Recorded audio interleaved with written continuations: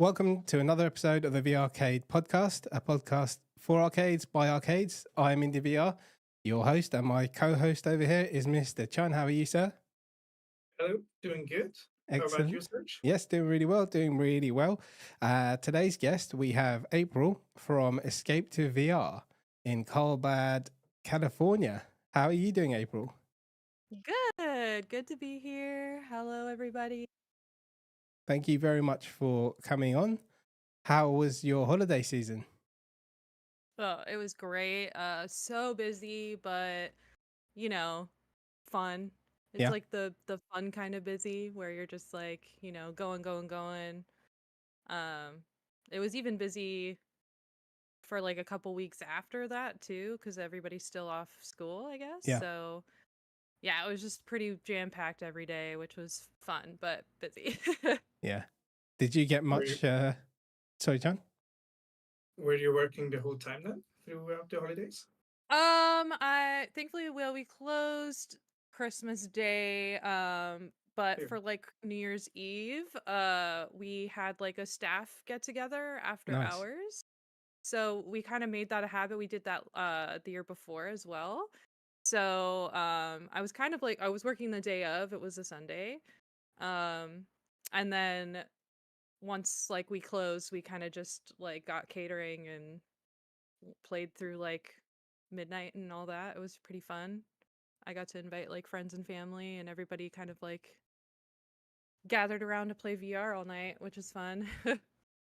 That sounds really cool. uh yeah, it's a really fun tradition that we've kind of like started.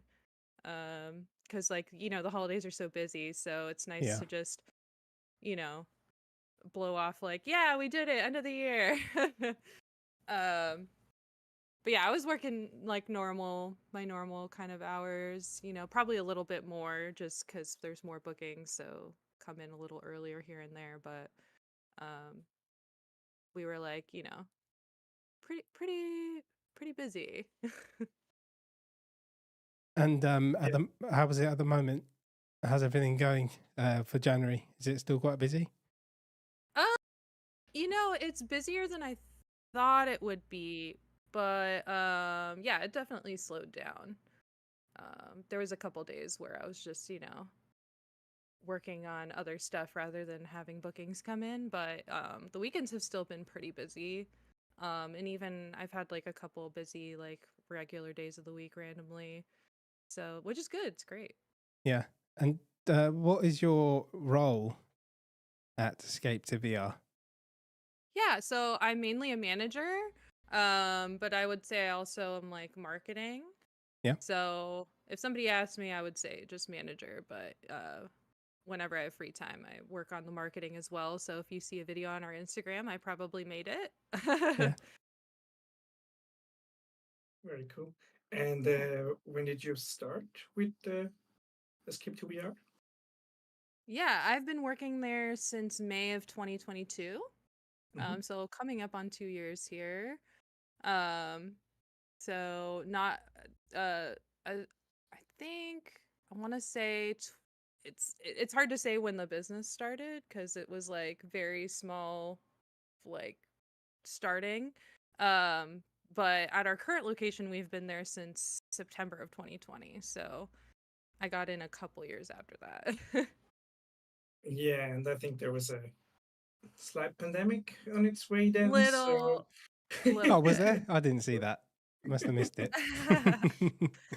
so I guess we can count 2021, I think, as a It's start a because watch. it was the same for us. Right? We also started in like August or September of 2020. But then, 1 or 2 months later, everything just had to close down. And yeah, the real start was a year later. Yeah. And like I've seen it get busier and busier over the last couple years too. So I can tell like it was just ramping up. Everybody was like kind of coming back to the world. So even in 2022, we still had like masks and stuff. And I mean, we sanitize the equipment anyway, so that's fine. But it's like doubly so. Some people would want me to like wipe the equipment down in front of them, which I get. It's fine.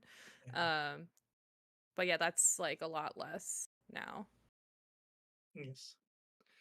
Cool. And how how did you start with the world of VR? So how did you get into Escape to VR, or were you part of this VR world before you even started? Yeah, so I literally just found the job posting like on a job posting website. I looked at it and I was like, yeah, that's where I would want to work. I've always been into gaming. I have like every console. I still have like my old consoles too. I still have like my GameCube, my like N64, my PS1, like so I've been into gaming in general for a long time, like my whole life. Um, but so when I saw the job posting for Escape to VR, I was like, yeah, that's exactly where I want to be. Um, and like I basically applied and got the job like the Nice. next day. So that was cool. Instead of a we called it a CV. What do you, resume? I think you call it, right? Resume, Yeah, yeah. yeah. Did you just take in all your consoles and go, yeah, look, this is my resume?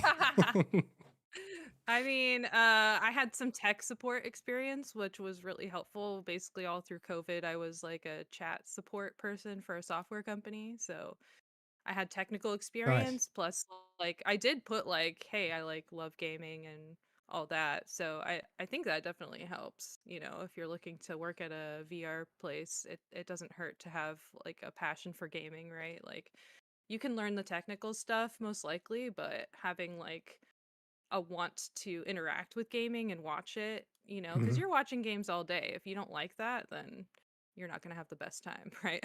But I love Yeah. that. Straight up have seen the same game played like hundreds of times and I still find like it interesting to watch, you know? And was that your first VR experience? Did you have experience with VR before you went in, or? Oh yeah, so I was racking my brain trying to think of like the very first time I tried VR, and I'm pretty sure it was at this convention PlayStation used. I don't think they do it anymore because of COVID, but the PlayStation Experience convention. Hmm. I think it was 2016 that I went. Oh wow. Um, yeah, and so they had the PSVR there. And I think it wasn't even out yet. It was like still like I can't really remember timeline wise, but it was like very like all the lines for the games were like hours and hours and hours long. So I think the first VR game I played was this Eve Online like Oh yeah. ship game. I can't really remember the name of it, Eve but it was Online. like Yeah, I had it was that. the Yeah. Eve. Yeah, it was Eve Yeah. Online like adjacent, but it was for VR and you're like driving around in a ship. It was awesome. I remember just being like, this is the future. Yeah. Like it felt so cool. I mean, they put you in this pod and everything too, so it's like the immersiveness. And then I think that same day played Gran Turismo VR and they had like it was like the driving pod and stuff. And it was just like, okay, this is so cool. I can check my mirrors. Like I can actually like, you know, look at my mirror up here and everything. It was so cool. Um and then I ended up getting a PSVR.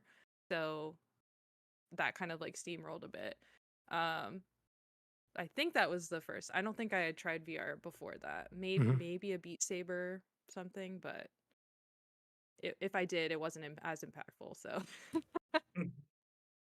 And the Eve Online experience, I think that's a pretty advanced one, considering that there are, much more, more friendly VR games that you can start with. Didn't you feel any nausea or something like that? Was it so just smooth sailing from the beginning? yeah, so I do usually get motion sick when I sit in VR. If I'm moving and my body's not moving, Yeah. I get kind of sick. I think with the first time I tried Eve, I think because we only played like 15 minutes because it's at a convention, right? So they kind of Hmm. have to set it might have been only been playing like 10-15 minutes. I don't remember getting super sick. And in the Grand Turismo game, I don't think I got super sick, which is strange because like we have a little car game we do like dirt rally at our place, and if I even just setting it up like testing that the pedals work, I'm like, okay, I'm done. Like Yeah. it gets me pretty sick, but like I don't remember getting super sick the first time. It might have just been too quick for my body to realize, you know. But yeah, free roam, I do great. That's like my Yeah. preferred way of playing. What do you do for your kind of customers that experience motion sickness? Do you have, because I mean, we had the Preggy Pops guy last week, 2 weeks ago. What kind of remedies do you use? So we have a couple things. So I would say it's a pretty rare that it happens at our place because we almost exclusively focus on free roam. So I would Mhm. say like 99.9% of people are completely fine, even if they've experienced VR like motion sickness before. They usually in free roam don't experience that. I will say we have like these little ginger chew candies, which is like good for motion sickness, so we do that. Sometimes I'll hand it to them like while they're in VR, like I'll unwrap the candy and hand it, if they're feeling sick right away. Sometimes they'll eat it before, sometimes after. Usually that's good enough for most people. The experiences aren't so long that most people who get sick are not able to play. And then we also have like if you book with us, the first 10 minutes are free basically. So if you make a booking with us and then you play for, that first 10 minutes and it's not doing well for you, then you're no charge to you basically. So I always tell people, even if you're not sure and you think that it might not go well for you, you should just try it out, book with us, try it for 10 minutes, and if it's not working, then it's totally free for you and you can just say you tried it and now you know what's going to happen. But that usually gets a lot of people into trying it that have had bad VR experiences Yeah. before. I think a lot of people have done mostly just sitting or standing VR. So free roam, they kind of just assume it's going to trigger something. Um, but I would say most of the time it's pretty good. Only probably a handful. Probably I can count on one hand how many times I've had to like stop, because people were getting sick. So Yeah. yeah, it's actually that usually works for us just based on how our place works. Yeah. Do you see a lot of people say they get car sick and therefore they think they're going to be motion sick automatically? And is that usually the case? I feel like people will say they get some sort of cars. I feel like most people say they compare it to like being on a boat, Yeah. like that kind of like motion sickness, rather than car. I would say, I don't know, maybe 80 or 90% of the time someone says that they get motion sick from something else, they don't in free roam VR. Hmm. So I would say it's actually a pretty high percentage of people just because we almost exclusively focus on free roam. Um, I think that really helps. There's a couple of like action games we have where there's moving platforms and things and that can trigger it a little bit, but usually it doesn't last long enough for them to like actually feel, you know, too sick. So, um usually I can convince people to try even Yeah. if they think it's going to trigger something. Yeah. Yeah. Something that piqued my interest because I think I never heard this one before. You mentioned that the first 10 minutes at your location is basically for free. So Yeah. do you get a lot of new customers that never experienced something like this compared to, customers that just come by regularly? I would say so. Yeah, I don't think a ton of people necessarily see that the 10 minutes are going to be free. I think a lot of people come in that have never done VR before and they just want to try it. Yeah. Not necessarily because we have that free 10 minutes. It's just more of a we saw that a lot of people who had motion sickness were like deciding not to book at all. And so we just kind of use that as an extra incentive. And it has helped. Like I think it does give people like an ease of mind for sure. But I think a lot of people don't take advantage of it as much as I think that they could. Hmm. But we do get like just in general a lot of people who've never tried VR before all the time because that's almost always the first question I ask is like, have you been here before? um, and a lot of people I've realized like haven't, or mostly it's like one of them has been to our place before, and they are like bringing their friends or family in, Yeah. who has never tried VR before. And especially a lot of kids who have like never tried it before, because you're 9 years old. Where are you necessarily going to try it unless you have a friend with like a Quest? So I would say, yeah, we do get like a good amount of people who have never tried VR before. So it's pretty cool. Really interesting. And what would you say is, let's say, a standard customer? So, on average, do you have more elderly people, or are they younger, more male or female? Do you see any tendencies there? Yeah, so I would say for a regular, like every day, I would say it's mostly like adults.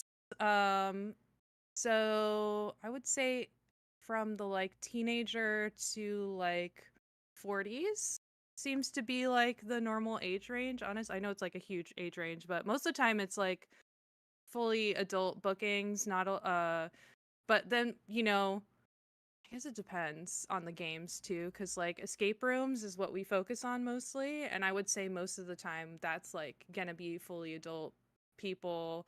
And for gender, like it's kind of all there's not really like a trend that I see naturally. It seems to be any gender in that regard, which is cool. Everybody seems to enjoy VR. I would say like we do get a lot of like couples coming in for like date night and stuff for sure, which is cool. I think it's a really great idea for a date night. It's something different, and escape rooms especially is gonna like really test a lot of stuff, like your communication.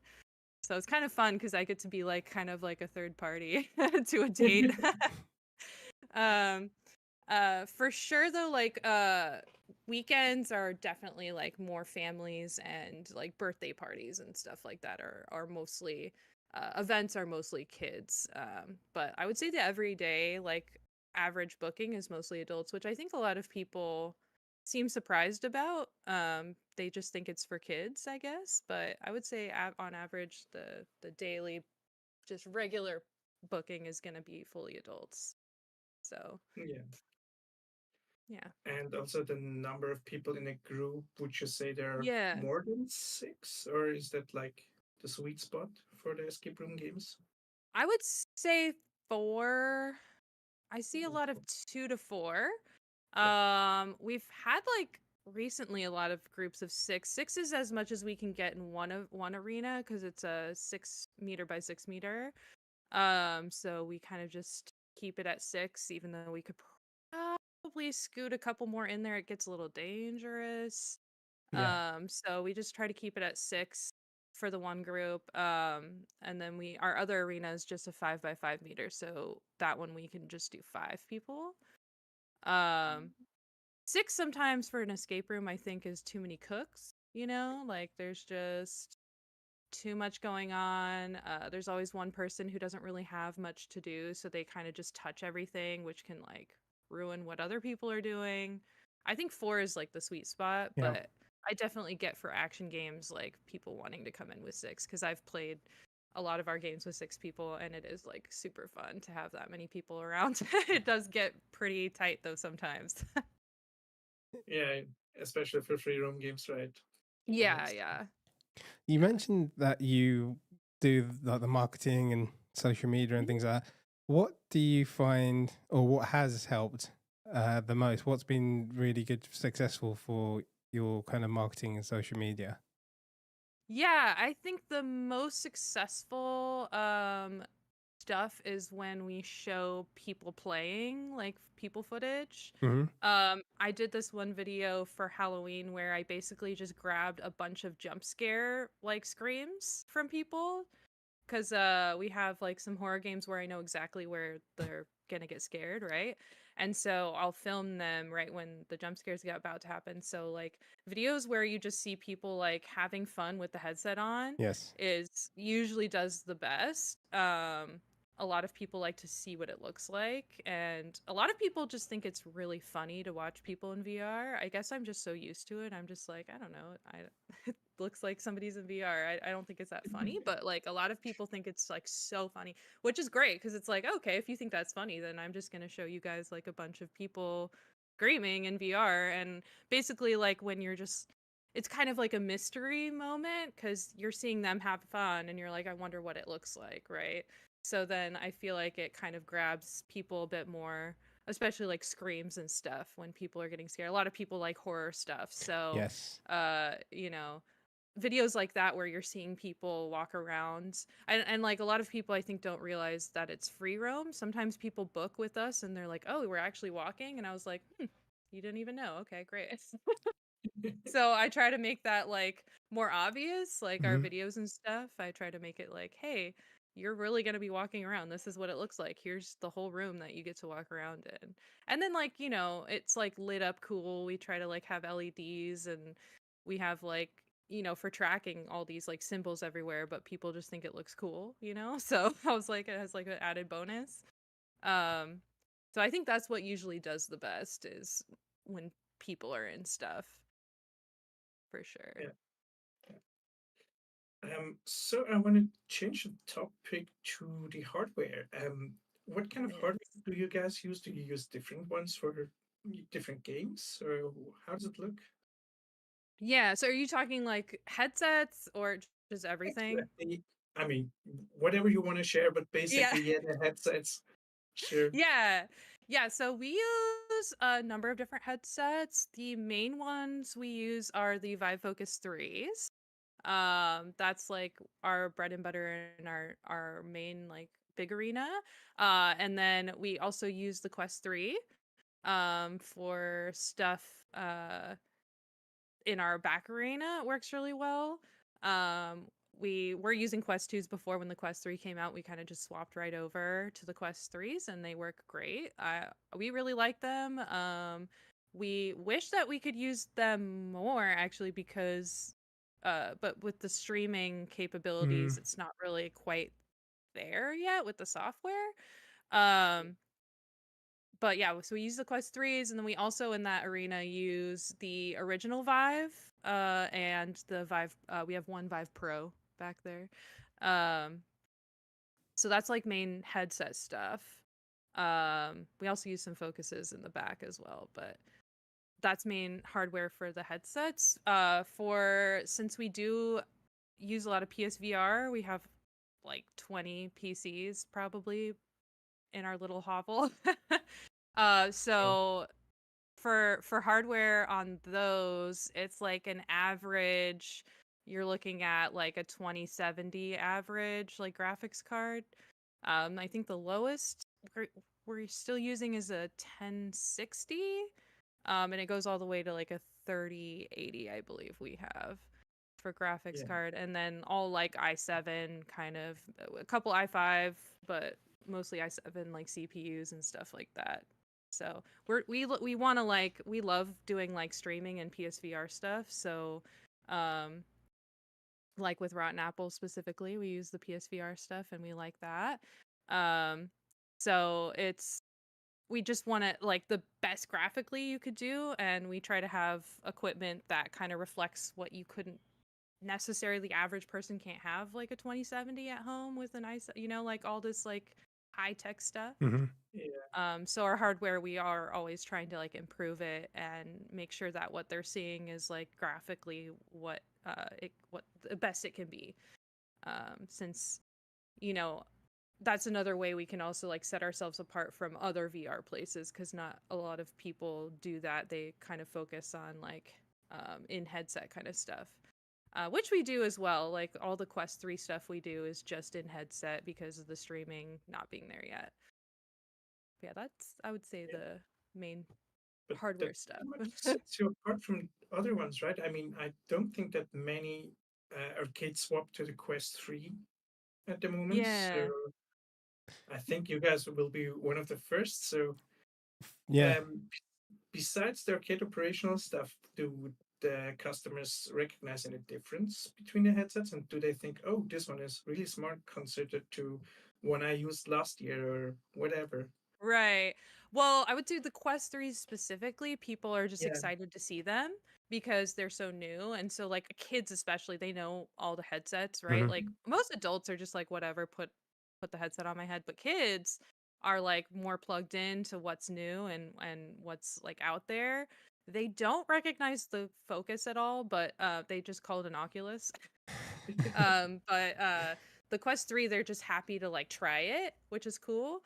I would say for the average person who doesn't know what they're looking at, the Focus 3 seems to be what people favor overall. And like just the other day, I put someone in a VR cave game and they were just standing in the lobby waiting for me to like get everybody in a headset, and they were just staring at their hands and they went, "This looks amazing." And they were just like looking at their hands like this and they were like, "This is graphically just so cool."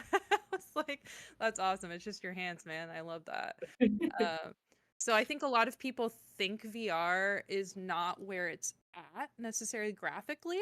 Hmm. They don't realize that because if you look at the average Quest game, it's not going to look necessarily the same as like something running streaming through a PC, and if we're doing uh Steam VR cave, escape room, it's every headset's connected to its own PC, which is a lot of work for sure, but it's worth it because the fire looks amazing, the water looks like you could jump right in. You almost feel like in Pirates Plague you can throw the items in the water and there's a big splashback after it, and it's like it just feels so real. We even had to put signs up that said like don't lean on stuff, please. Because it's Yeah. not real, but people just think it's so real. And they always laugh at me when I say don't lean on stuff because they're like, of course don't lean on stuff, but it happened, you know? And it happens, right? That Yeah, makes for some sure. great social media posts, right? People thinking they can lean on stuff in VR. I know. I have to try to catch people doing it more. I just record 100%. Yeah, going back to what you said about the Quest 3, I've only spoken to a couple of arcades that have actually upgraded to the Quest 3. Sure, So yeah. there's not a lot of arcades that have upgraded that I've spoken to. So Yeah, I would say the Quest 3 for us has been working really great. The things that we like about it are like the tracking is like incredibly good. It's like so improved. It's like compared to the Focus 3, I think the tracking is really great. And since we focus so much on free roam, if the tracking is bad, that can really like be a downer. I will say like Quest 2 also had really good tracking. I just noticed that with the 3, even like the hands, like you can put your hands like way back to your side here and it'll still see it for like a lot longer than other headsets will. So I do like really love that. It's just the straight like, with the PSVR stuff, we would be willing to replace our Focus 3s with Quest 3s if hmm we could get the PSVR streaming to be consistent. The main problem with that we've seen is that when you connect, there is like a streaming capability, but when you like have the headset in sleep mode for even like a second, the boundary like resets.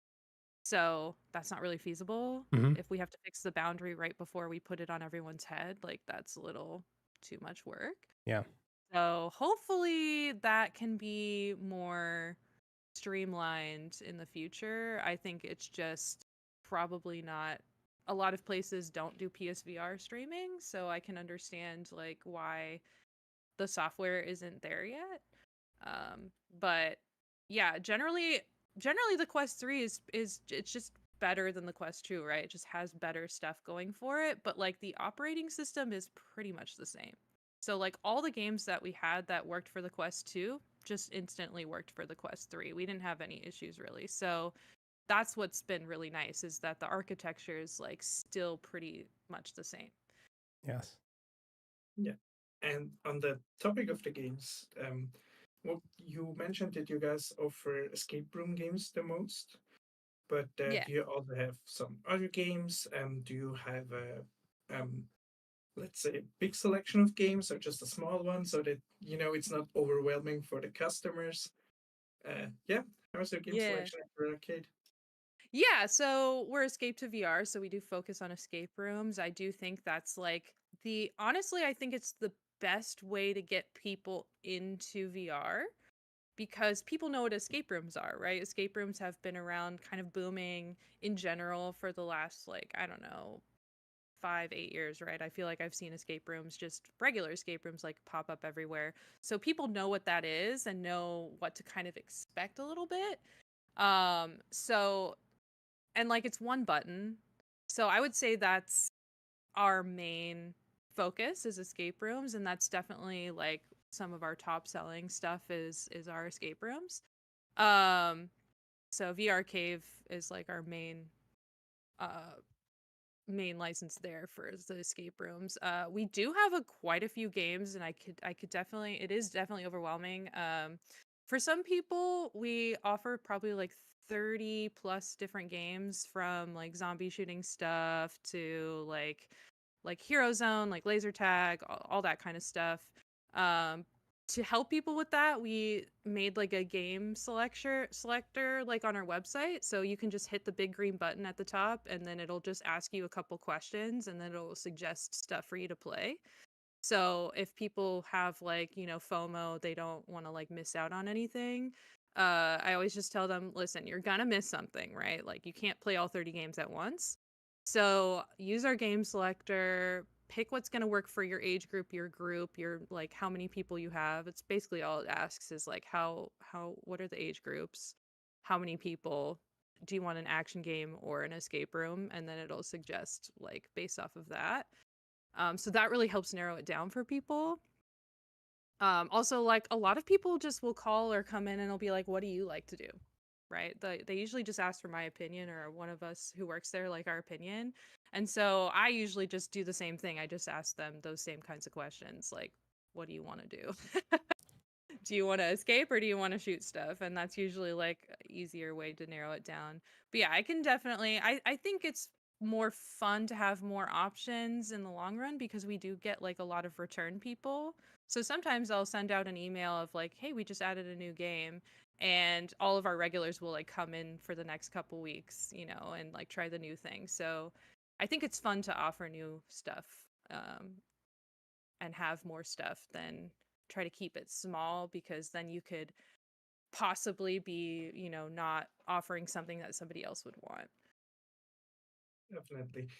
And you, as a veteran, do you have some preferred games? And what kind of games would they be?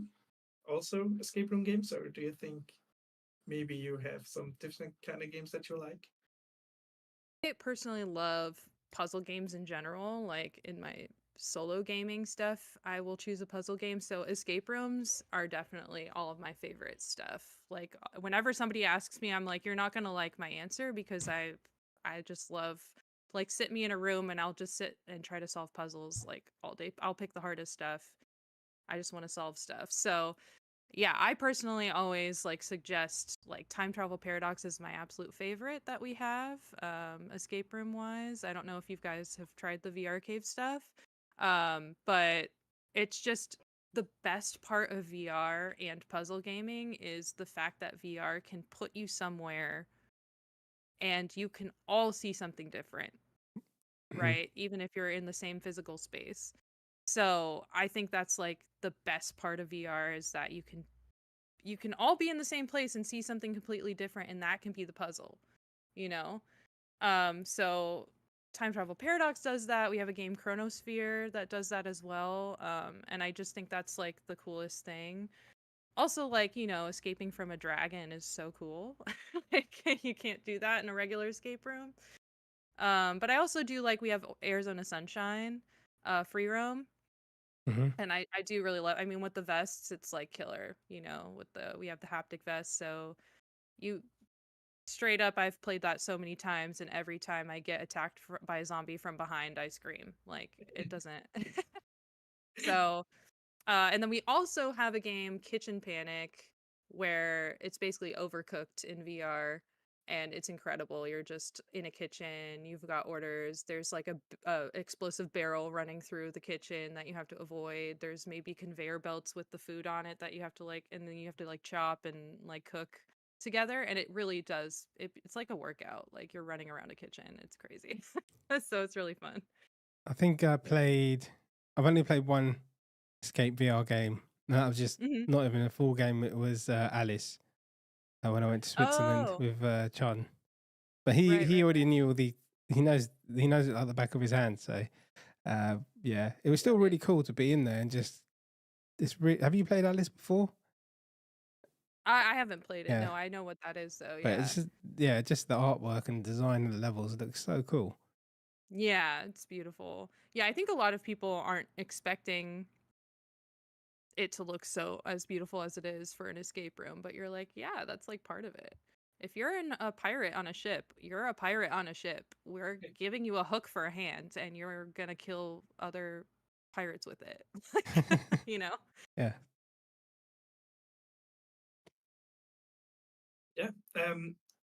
Do you guys also have the effects of seasonality at your arcade? Do you, let's say, now you had the holiday season and you mentioned that you guys were pretty busy.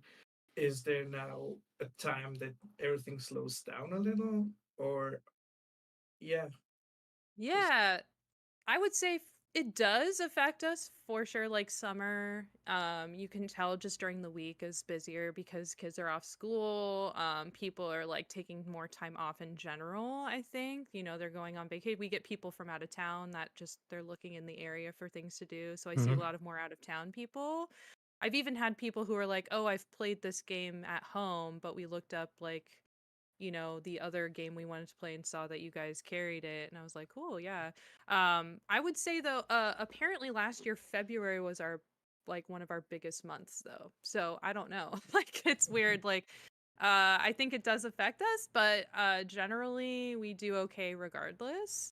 And I think it's just become busier and busier in general over the past couple years. So it does affect like the day to day, but generally overall, it doesn't seem to really affect too much. It's just kind of like whether it's all spread out over the week or if it's like just all Saturday, all Sunday. So yeah, I'm expecting it to be a little bit slow maybe for the next couple weeks, but I think in February it'll probably pick up again, especially around Valentine's Day. I usually try to run some sort of deal or promotion marketing wise. So, if you want to sign up for our emails, you'll get that discount and try to promote, date night and Galentine's Day, if you want to get a bunch of girlfriends playing together. I think all of that is super fun. And I think maybe during the winter, even though we're in California and it doesn't get super cold, I think it's nice to pretend that you're somewhere else where it's not winter. So I think maybe people come in February for that reason too. I don't know, strange that that's like one of our biggest selling months, but Yeah. yeah, it affects us, but then it doesn't, in the same way. Yeah. interesting. I think, especially for in our case, in the summer, we don't see that many customers. I think, Hmm. maybe it makes sense because everyone goes to holidays and to, to the sea or whatever. But interesting that you guys don't have this kind of seasonality, especially when I think of the, haptic vests or whatever that you have to put on additionally when it's warm outside anyway. Sure. But Yeah.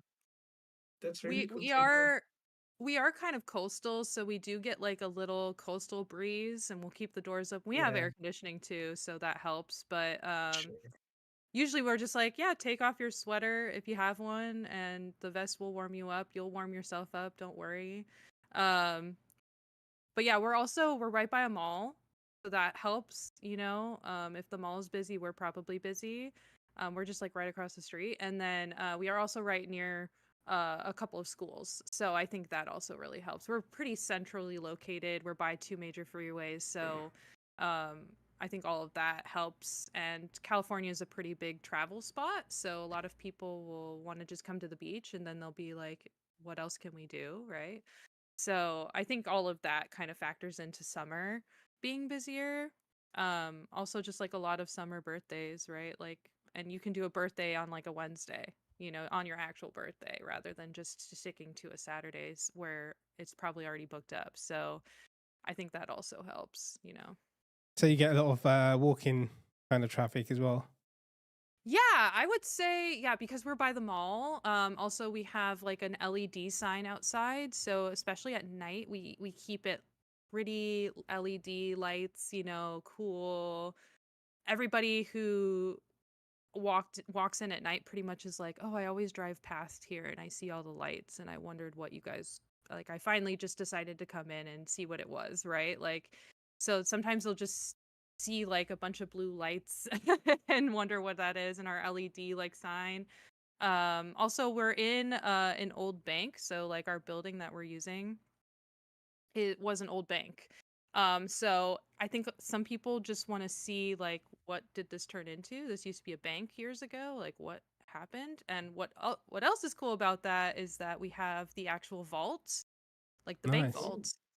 We have access to it. Like it's a real bank vault with a real bank vault door, and it's too small to like have an arena in, but we do have it converted to like our single player game. So when we have big events and we need some overflow, we have, like I said, Dirt Rally, we run like a car game. We have like the wheel and pedals and stuff.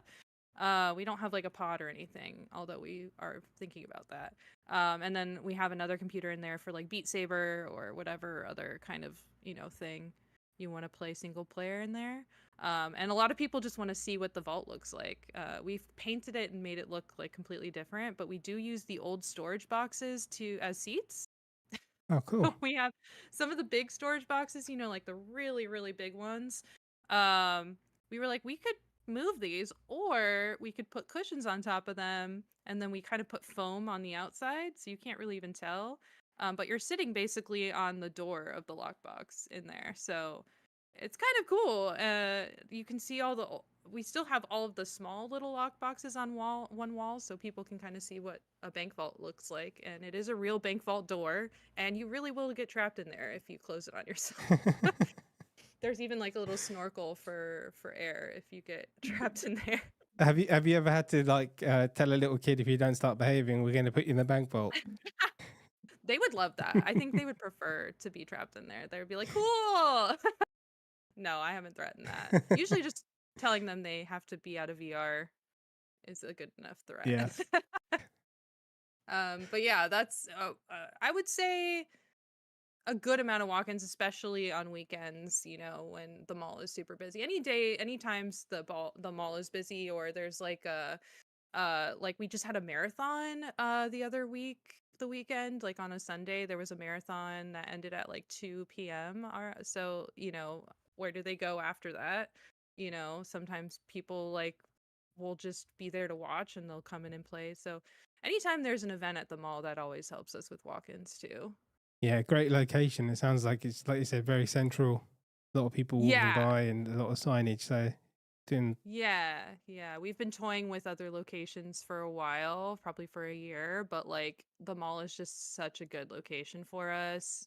It really does like bring in so much business. It's cyclical, right? Like if we get business and then they go to like the bar after they play, you know, there's like a couple bars over there. There's like a movie theater. There's a few like restaurants and things. So a lot of people will like come play with us and then go to the mall, and then vice versa, like they'll go to the mall and then come play. So we kind of feed each other. It's a really good relationship actually.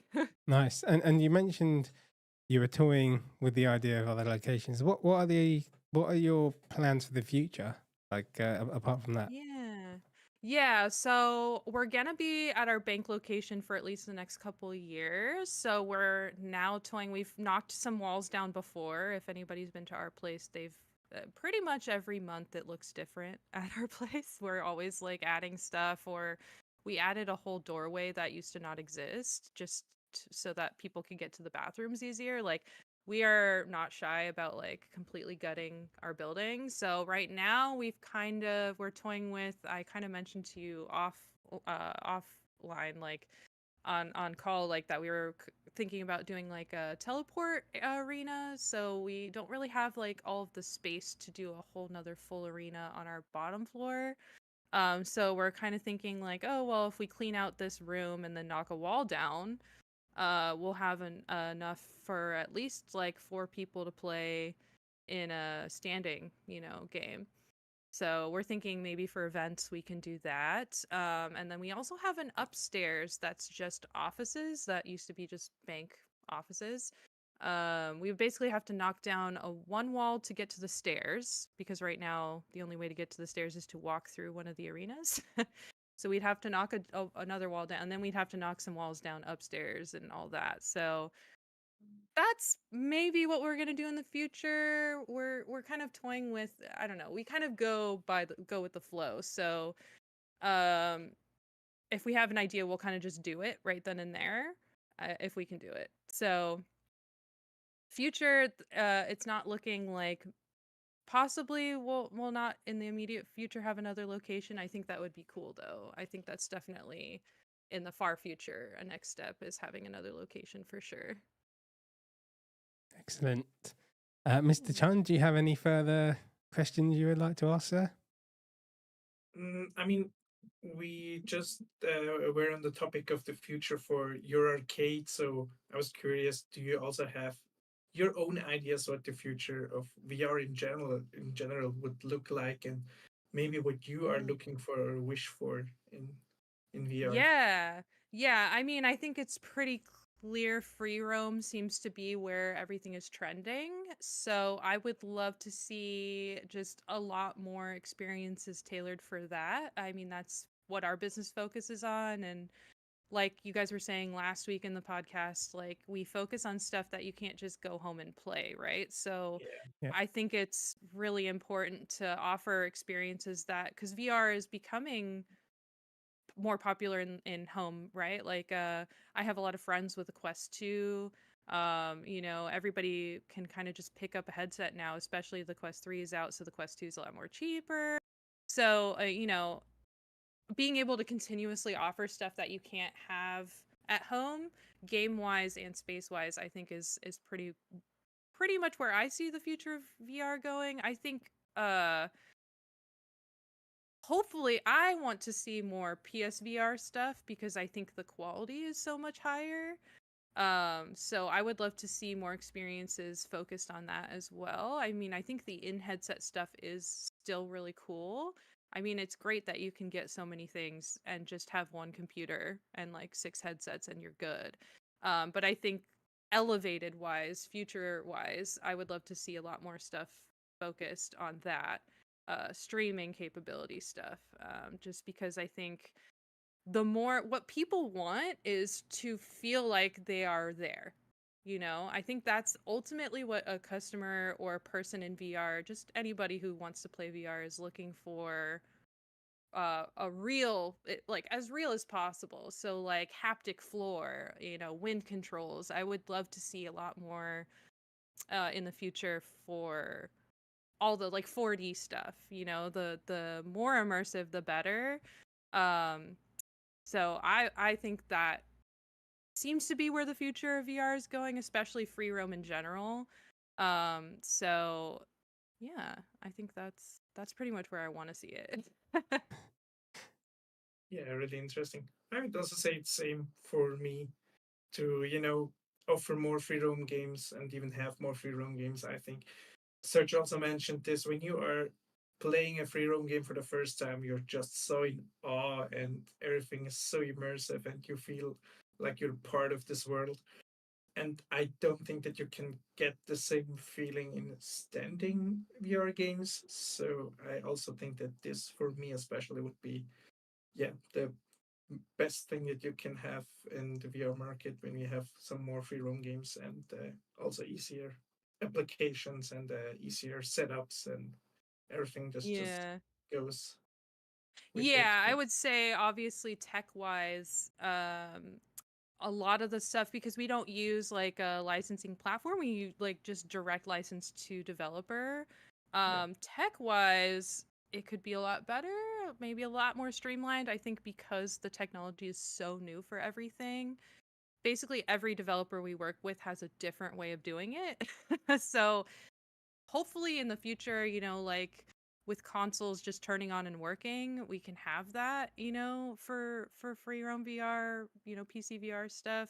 right now it is pretty finicky, like to get stuff to work. We've kind of figured out a process, but I think everything is just so new. A lot of these games are just made by a few people, and so Hmm. they're just doing what works for them, which doesn't necessarily work for everyone. So in the future, I would hope that it's like you were saying, runs a lot smoother, works, and just like opens and works.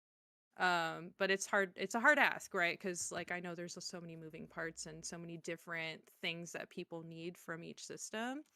I also wanted to mention, I think accessory wise for VR, I would love to see more hand tracking stuff. I think not using controllers in the future would be really cool. I've seen like haptic gloves before. I haven't tried them, but I would love Hmm. to try that. Where basically we were saying like if we were going to make a VR game, we would love to have like an escape room where you have the glove, you know, controller, and when you pick something up, it basically feels like it's in your hand. I mean, what can be more immersive than that, right? Yeah. Uh, Obviously, tech wise, it exists, but it's not super there yet. So I would love to see accessories wise also like more stuff with like the Maverick gun that's come Hmm. out. Um, we are like toying with getting one, but like not a lot of stuff. It's not like compatible with a lot of stuff yet. So it's like, you know, how many games do we need to have that capability before we get one? But I think accessories, like people love like feeling like they're holding a gun and stuff. Like we Yes. have these little pistols. What are they? We haven't used them in a while Unstuck. because they're yeah. And like Yeah. people like love to feel like they're not holding a controller.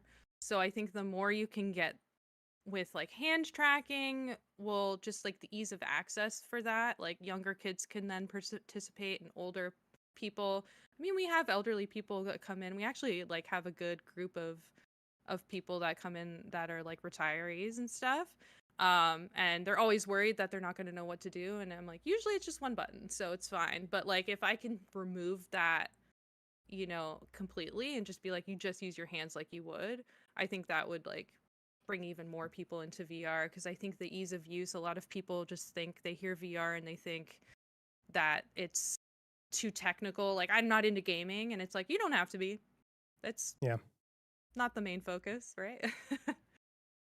Yeah. That's So, for sure. I think it's a Maverick Pro that's just come out, isn't it? Yeah. yes. Yeah. Yeah. So I'm super stoked about that. I just want more things to be compatible. That would be, you know, the next step. Yes. Well, April, thank you so much for coming on. It's Yeah. been great having you on, and it's really cool having different kind of people that work in arcades or own arcades, and just seeing everyone's different take on how they run things and what's worked and the thoughts in the future as well. So thank you very much for Yeah. coming on, Thanks for having me. Thank you so much. and thank you, Mr. Co-host John. Thank you, guys. Thank you for this cool episode. It was really interesting again. Yeah. And definitely also few things that I can take with me, and hopefully also for everyone who is listening, and just get a few ideas for what they can also do better, maybe for their own arcade. Excellent. Right, guys, thanks very much. And yeah, so it's Escape to VR in Carlsbad, California. Pay them a Yep. visit if you're local, and check out the setup. And we'll be back in 2 weeks' time with a arcade owner who also has a YouTube channel and does content creation revolving around gaming, but also a lot to do with his day-to-day running of his arcade, which is really interesting. So we'll catch you in 2 weeks' time. Thanks a lot for watching. See you in the next one. See you guys.